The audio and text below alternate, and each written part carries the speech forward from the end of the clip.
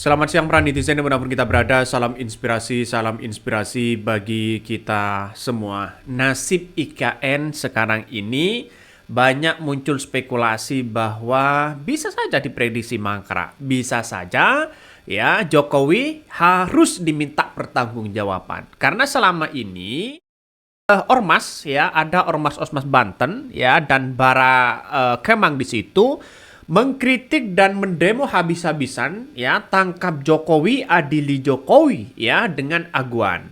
Kenapa? Karena kita lihat saja ternyata begitu kan ya ternyata dari PIK 2 dari proyek PIK 2 katanya begitu kan sudah kembali atau tiba-tiba menjadi PSN. Wah, ini kan geri-geri sedap begitu kan ya. Yang awalnya proyek dianggap banyak spekulasi dianggap mangkrak dan pada kenyataannya begitu dan sekarang itu menjadi PSN atau menjadi proyek strategis nasional.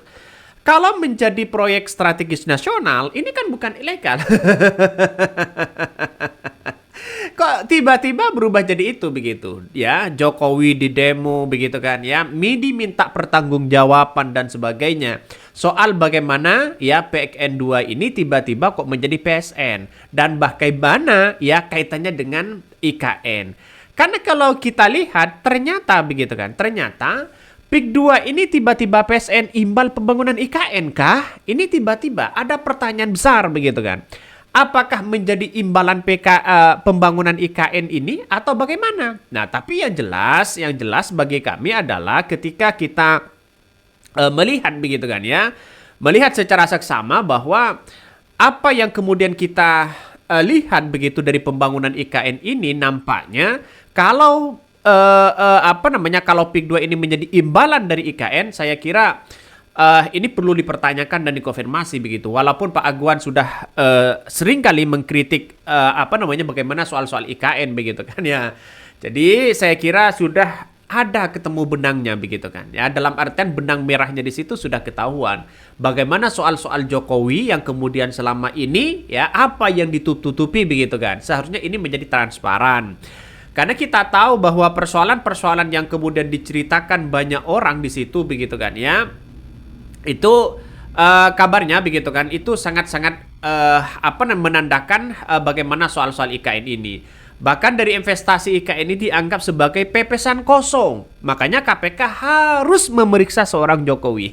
Tapi pertanyaannya berani nggak diperiksa itu? Karena posisi Jokowi sekarang ini lagi dekat dengan Prabowo begitu kan ya, apalagi dengan para oligarki yang punya kepentingan besar terhadap bangsa dan negara kita. Makanya kalau Jokowi sudah di demo hari ini nampaknya tidak didengarkan oleh mereka ya.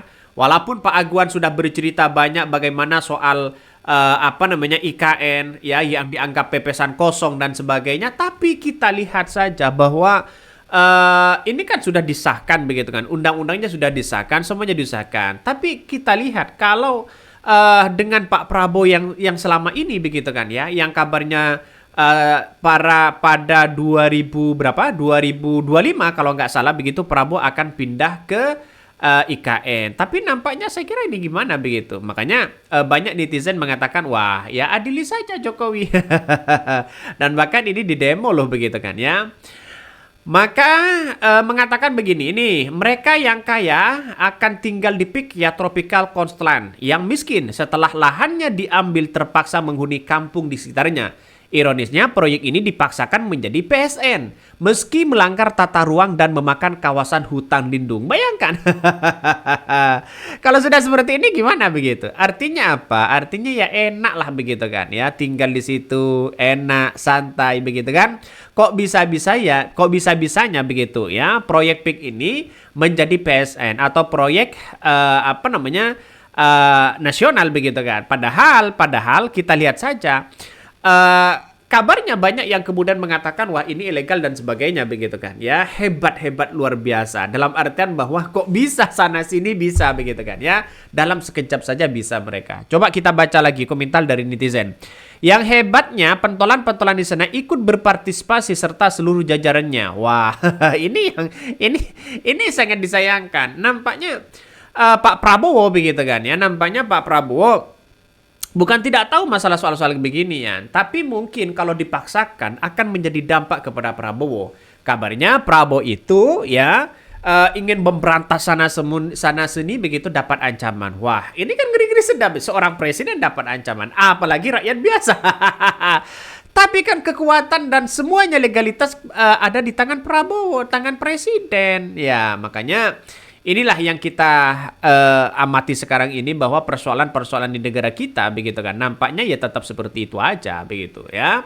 Coba kita baca. Ini ya, Barakamang dan Ormas-Ormas Banten batalkan PSN PIK 2, tinggalkan dan adili Jokowi dan Agwan. Wah, ngeri-ngeri sedap.